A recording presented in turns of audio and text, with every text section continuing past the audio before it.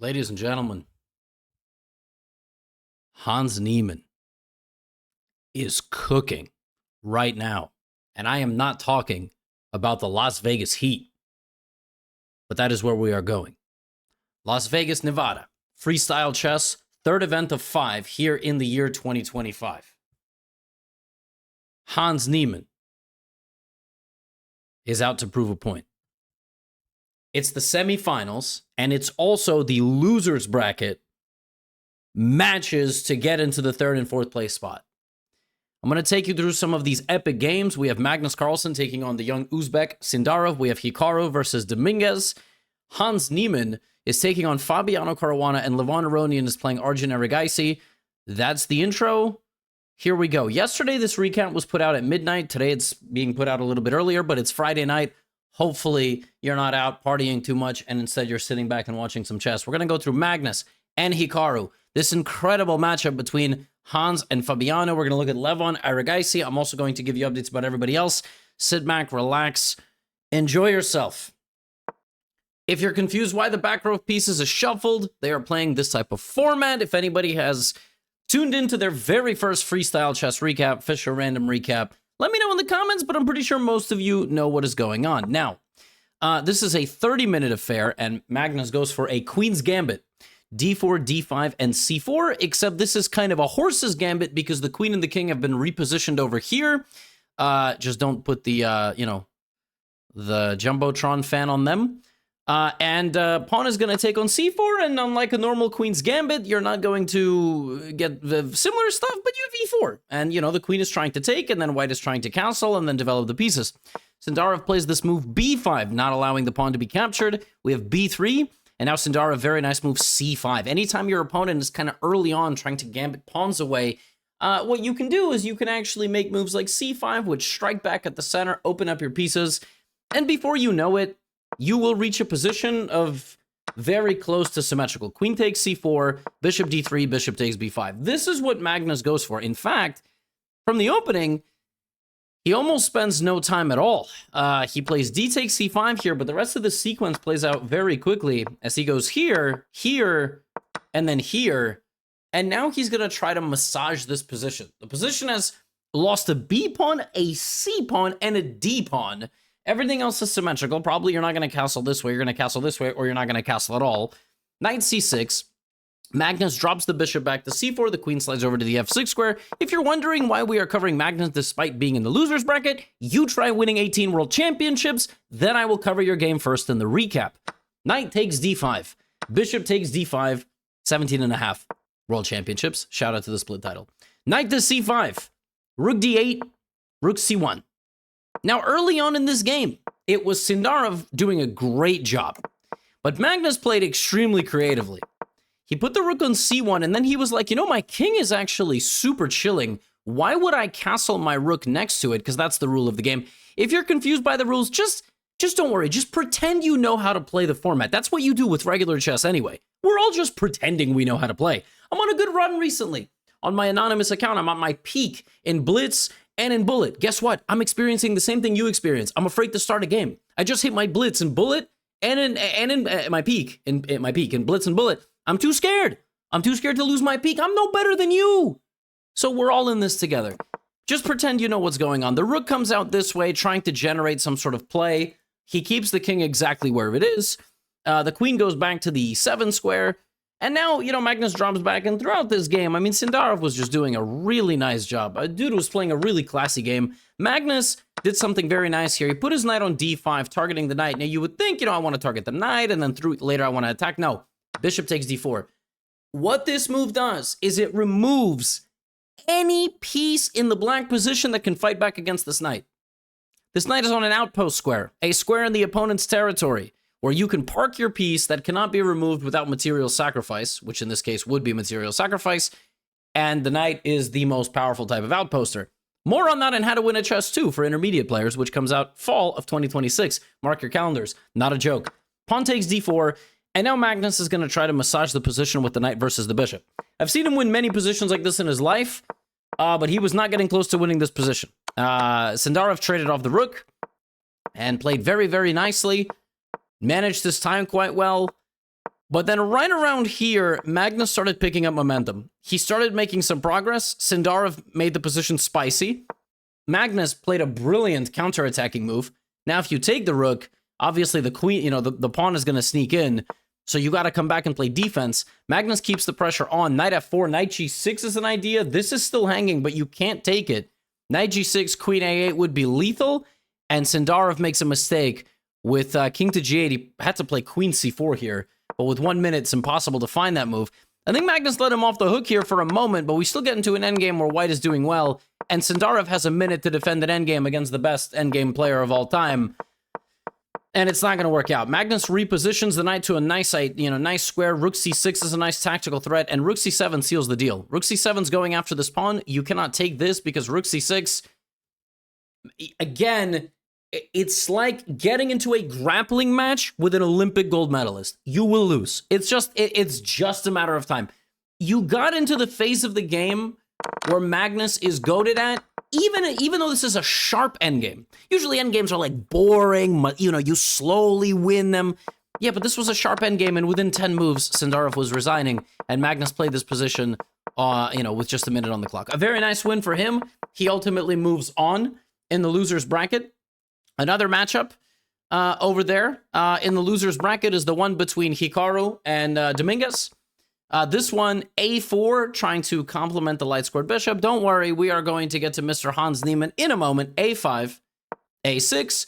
Hikaru went crazy. I mean, only pawn moves and a queen move, attacking this pawn.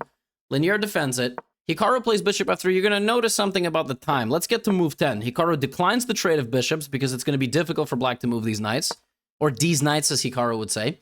d3 and bishop c3. Now, from the opening, Hikaru built up a 10-minute time lead. In the beginning, you get 30 minutes. So, you are up 33% of the allotted time. That's a lot. It's 33%, in case you were not paying attention. Which is 1/3 in case you are slightly mathematically behind. G5, right? And Hikaru in this game just kept the tension. 15 to 20. But by the way, Linier is no slouch. You're not just going to play fast against them. Dude is rated 2,700. Perennial 2,700 player over the last decade, right? How is Hikaru going to win this one? What's he going to do? He's going to keep enough tension in the position. The position was consistently around -1. Linier was doing a nice job. He put up a very nice barrier. He tried to break out on the right side of the board. H4. He traded. Now he completely controls the H-file. But he only has about 8 minutes, and Hikaru has 15. And, chess and poker do have one overlap, which is the fact that you got to keep a poker face. You got to go commit, except the game is one long pot, right? You're not switching constantly like the cards. So Hikaru has to stick to his guns. He's got to keep the speed. It's now 11 to 5. Linier castles, and Hikaru plays knight c3. Hikaru's not castling. He moved both rooks. When you move a rook in chess, you can't castle, right? So the king is going to stay exactly where it is. Rook a3, he has ideas of attack, but he's also trying to play defense, right? Knight takes. Pieces are traded. Hikaru's looking for something. There's nothing really there, and Linier is doing a nice job. Maintains his advantage. Has 4 minutes on the clock. By the way, here, if Linier had played this ridiculous knight to d8, with the idea of simply, bringing the knight in like this, he would have, and knight d8, d5, repositioning the knight to f7, and then later to the d6 square. Apparently, he was just cooking. Like, knight d8 here was such an advantageous move, but it's really tough to understand that. And then Hikaru, the second this pawn went up and it weakened the dark squares, Hikaru jumped on him. Watch this. Queen e1, knight a4, knight b6, queen b4, complete infiltration in the dark squares. And even though you're still surviving here, the constant threats to your king must get draining. And when the king goes back, Hikaru gets in against this pawn, and that is going to be just enough. I think here Linier had to maybe bring his queen to d5 faster. He had to, and then once Hikaru got this sequence, he goes on to convert the advantage very nicely. Linier is able to stop the pawn, but now in comes the king. Knight e3, knight f5, king c4, and the game is simply over. You will win this pawn, but it will cost you this one, and in the meantime, I'm going to feast. And Hikaru wins, and he went on to win the second game as well. So we are potentially looking at a Carlsen-Nakamura matchup in the losers bracket, which is still fun. We don't get to see them as losers very often. So that's exciting. Now, Hans Niemann, Fabiano Caruana. This is a... they drew their first 2 games. So they played 30-minute chess. They drew both of them. Now, this was an epic tiebreaker. And the thing about Hans is that, you know, you watch Hans get to this, like, elite stage, right? And I have covered the last couple of years a lot. Anytime he plays, some of you love it because you root for him a lot. And some of you are like, stop covering him, but you're going to watch because you don't like him, which is your own prerogative. I have talked about it a lot, though, which is, you know, Hans not getting invitations to top tournaments is a bad thing. I say that very openly. And I have said that openly. And then, you know, when he was supposed to play in Paris but withdrew at the last second, I was like, that's not a good look because he's been talking about getting the invitation so often. He qualified to this tournament. He wasn't even invited to this tournament. If he beats Fabiano Caruana in this matchup, he is going to make it to the finals, which is wild. So let's go. First semifinal tiebreak game against Fabiano Caruana. Early in the game, it was Hans understanding the opening exactly how it's supposed to be played. Space on the queen side, bringing out the queen. I was watching this like, this is a level of chess I don't understand. Then he took a wrong turn. He played the very natural bishop to a3, which apparently was wrong. Apparently he needed to focus more on expanding the pawns. This was the wrong square for the bishop, and Fabiano very quickly was helped into a counterplay. d5 and e4. And so this setup from Hans, bishop a3, knight h3, gave Fabi the time that he needed. And that happens when you play this type of format, right? Then Fabi played h6, was apparently, you know, not perfect, but this is the position. And if white is not going to be able to break through this position, yeah, white is going to really suffer in the long run. This is not going to be a pleasant time. Knight to e3 puts some pressure. Fabi played bishop to e6, very natural move. Knight to d7, and I mean, you know, you got to love black's position here. A g4. Hans has to play for something. Fabi plays c5, excellent move. You en passant, you walk right into this. So he takes. Now there's a brick wall here. There are some ideas to attack the king, but they look pretty feeble. You got to develop, and Fabi is ruthless. When Fabi smells blood, he is the first to bite. d4 is vicious. Now Hans is scrambling.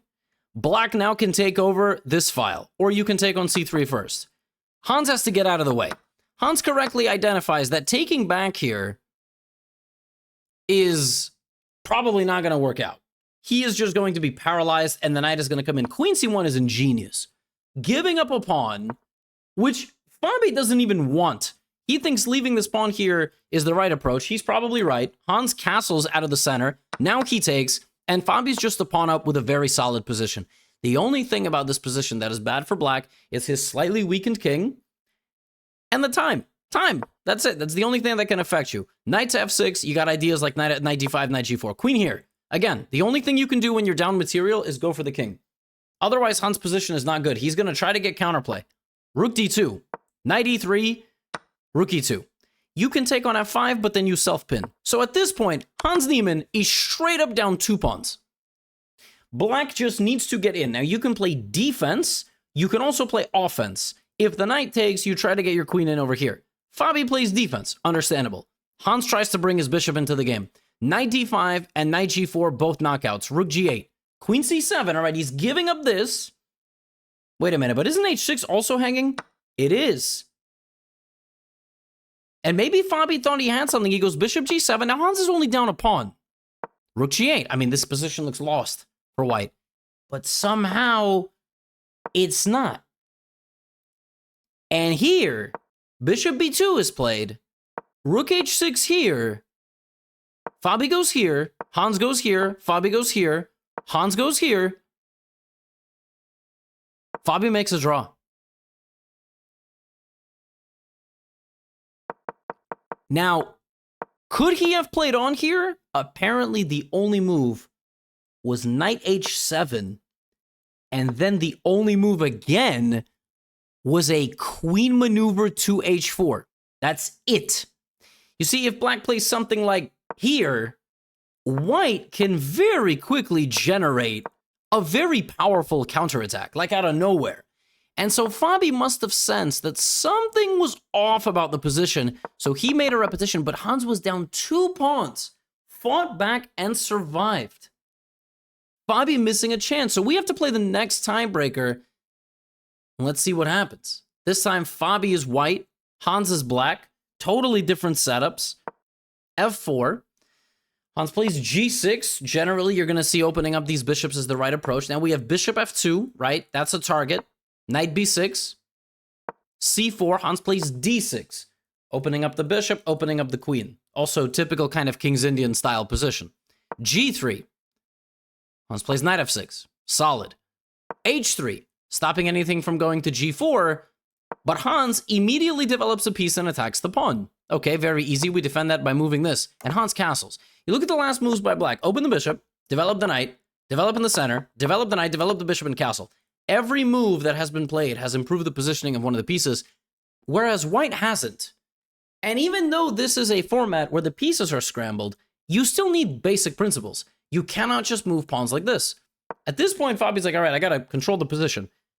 Hans just starts firing immediately. This is a very principled move. You have all your pieces developed. You might as well push the pawn in front of your king, because then you bait the opponent into this. Now Hans steals a pawn. This is bad news, because now white is just down a pawn. Just down a pawn. And you can't castle this way. And so to castle this way, you're going to have to move your pieces out. But I have reinforcements here. And I have a rook. So just positionally speaking, this is a problem. Not to mention, the pawn that was won is an outside pass pawn. You lost an H-pawn. Normally, the H-pawn is back there. Not only is the H-pawn not back there, it's snuck past the G-pawn. So this pawn, at any stage of the game, is 4 squares away from queening, and you constantly have to monitor it. The task is very difficult for Fabiano Caruana here. Knight to B3. Hans locks the position up. No knight, no bishop is going to transfer through the middle. He retreats the queen. Rook H1. Hans plays knight A4. Not only is the B2 square under fire, B5 is incoming at any moment. Knight C7 is incoming at any moment. Queen C2. Yeah, he could have started with B5. He plays B, he's going to try to play it on the next move. Okay, he puts his knight into the middle. He's going to try to join the knight with the bishop, controlling the middle. I mean, it's in case it's, not clear, at some point something is going to happen and white cannot move the king to the right side of the board. The king has to stay here or here. You are going to have to really brace yourself for the roller coaster. King E2, and just, this is like the wolf and the 3 little pigs. I mean, like, that's the right story, right? I always forget. But you are running out of the house made of straw, and I mean, there is a big bad wolf on the other side, and dude's blowing the house down. B5. He takes. Rook B5. The knight re-centralizes. The knight drops back from the left side of the board, trying to trade it off, and also defending the middle. Fabi takes. Rook B6. And knight G7, continuing to create problems. The knight repositions, and just when you thought the haymakers were done, the bishop in the corner has been such a monster. It doesn't even have to move. It just calls the shots from the corner of the board. Pawn takes. Bishop takes. This isn't coming. G5 is under fire. Queen D2. D4. Securing control over the dark squares. Knight back to G7. Rook F8. Right? Bishop F4. Queen E5. And before you know it, Fabiano Caruana has 39 seconds and Hans has 7 minutes. 7 minutes. He wins a second pawn, and this is not the 2-pawn position from the other game. In that game, Black's king was weak. White's pieces had some mobility. That doesn't exist here. Rook F6. King G7. H4. Bishop E3. And this is just the end. And in a few moves, Fabiano Caruana, I'm not even sure it's a few moves. Rook takes H4. You take. Knight to F3. The rook is hanging. Mate is there if you move the rook somewhere. You go here. We repeat once. Rook F4. Just looking for the knockout. Queen G5. Fabiano Caruana resigned. Hans Niemann is a finalist and he will await the winner of the matchup between Arjun Erigaisi and Levon Aronian. Epic stuff. Epic stuff. Now, this game was also very epic. Okay? A4. That is how we are starting things off. D5. Watch this game as Erigaisi plays G4, F4, E4. This is why I love this format, because what are we even looking at here? This is the other matchup to determine who will be a finalist to play against Hans Niemann. Early on, Levon was under pressure. He played Bishop D7. He was trying to get his pieces out. It was not the similar game to the Hans game, right? Knight to E3. Knight went to E6. C3, solid, blocking the bishop. Knight A6. At this point, Erigaisi was like, I have a lot of pawn space. My opponent doesn't have excellent coordination. Let's start an attack. It's not the computer's top choice, but it's very practical. And even though a rook is getting traded, Levon's pieces have seen better days from better positions. Another developing move, tons of pressure on the black position. I checked in around here and was like, oh, Erigaisi's booking his ticket to the finals. And maybe he will, but not without twists and turns along the way. The knight goes back to E8. I mean, oh my goodness. Where did that knight even come from? From D8, it went to E6, then to C7, then to E8. The knight went over one square. And it's going to come out again. I mean, he's just horsing around. He's just playing with his horse. E6, C7, that's not a euphemism. Knight to D2. Erigaisi built up a great position. Bishop D3 was targeting this, shattering the pawn structure. The knight, another knight has to go snuggle with the king. This position is just Erigaisi bullying the pieces around. A5, he's about to go A6. He's about to go D5, open up the middle to get to the queen, to get to A7 with the queen. But Levon, oh my god, he's also down 7 minutes, 2.5 to 9.5 against the younger opponent. The fearsome tactician, the dynamic genius in Arjun Erigaisi. Here's the problem. Levon Aronian is one of the most creative and dynamic players ever. Ever. I don't know if he watches these videos, but I really mean that. At this point, Erigaisi feels a level of frustration. He doesn't see quite a way through, and he's seeing a future where black gets some of his pieces active, so he takes the knight, gives a check, and plays knight c4. And the idea is pretty straightforward. The idea is knight to b6 check. It just wins the game. You threaten rook a8, and you threaten queen c7, and both cannot be stopped. You have to sack a queen. So that is the idea. Levon sees this and plays knight to d5, defending against that idea with the idea that if there's a capture, the queen will also come and help. Actually, this is just illegal. I should stop making recaps at 10 p.m. But that was one of the ideas. Let's just say if it was legal. If the king was here and this trade happened, the queen would come defend. In this particular case, it's illegal. Just forget I ever said that. I'm stupid. Sometimes my mouth moves faster than my brain. Actually, that's just good advice for everybody. Think before you speak. King b1. Now you see the point. Again, he offers the trade of the queen because the queen is the most powerful piece in the white position. No. Now he gives a check. Erigaisi goes king a2, wanting to bring the king out this way, and the queen is hanging. Queen h2. Take, take. And now Erigaisi, before taking anything, has to sneak in a6. Now's your moment. You gotta play a6. Because if b6, you get a one-way ticket to a8. If b takes a6, you still try to get a one-way ticket to a8, but you can also come back and these pawns are very weak. He goes here. And with one move, the white initiative comes to a screeching halt. You now cannot play a6. You can, but then I go here. And Erigaisi decides, you know, I never want to checkmate anyway. I just wanted a free pawn. I just want a free pawn, and this pawn, and this pawn. And Levy always says in his videos, an attack doesn't have to end in checkmate. You can end with material advantage. Erigaisi watches my videos. Maybe why he's not the world champion just yet, but you know, I'm just throwing it out there. And Levon plays here, and even though you can win even the second pawn, which he doesn't do, he drops back, suddenly you're like, yo, black has a lot of play. And it's not just a lot of play, because Erigaisi makes one mistake. And then the 25th move of the game, Levon Aronian drills into the middle of the board with his bishop. The bishop comes flying over from Q47, smashes open the center. You cannot take it. If you take it, there's queen takes a5. There's rook takes d4 incoming at all times. And you basically just, you lose. You lose the position. You cannot take because there's a massive counterattack coming down toward your king, and you lose. So you have to go here. But now your queen's hanging. Now you gotta move the queen. Now I get away, and it's just a matter of time. Queen a5, queen c5. Levon begins consolidating the position. It's hanging around equality, but it's a crazy time scramble. We get into an endgame, but black is winning. Queen d5 is a fork. It's a defense of the rook. Erigaisi resigns. He ends up not being able to fight back in the second game, and Levon Aronian moves on to play Hans Niemann in the final. They're not going to play tomorrow. Tomorrow there's a day of rest.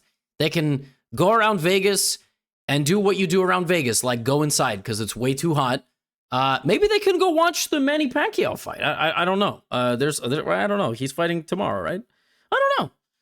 Whatever they want to do. They are the finalists. Crazy times. And, you know, we saw Hans celebrating when Levon knocked out Magnus from the winner's bracket. That was quite humorous. I'm going to check very quickly if since this video started being recorded that we have the semifinals announced in the other bracket. I guess not. No problem. Okay, well, I'm going to show you all of the standings anyway, because I always do that. Your results are obviously Hans moves on to face Aronian, and then in the lower bracket, we have Hikaru moving on and Magnus moving on as well. I believe Fabiano now drops down. Prague eliminated Keimer. Wesley eliminated Nodjerbek. But we have some other matchups as well that are going to await the winners of these two. Because, yeah, that's the way it works. And so on the 19th, we finish this bracket. And on the 20th, we finish the championship bracket. I think that's the schedule. Is that the schedule? Lower bracket semifinals. Okay, they both play, and then, okay, there's the finals are on the last day. Never mind. I don't know anything about this format. I'm really trying my best. Yeah, crazy. Hans Niemann already locked up 100K, looking for the 200K prize in first place. Very exciting stuff. Maybe we'll get Hikaru and Magnus in the battle for third and fourth. I don't know. We'll find out. That's all I have for you today. You're getting moked. Is that how they say it? If you ever watch a live stream, because his nickname is Moke, M-O-K-E, Moke? Are you getting mokied? Are you getting moked? Like smoked? Somebody has to tell me. Anyway, that's all I have for you today. Get out of here.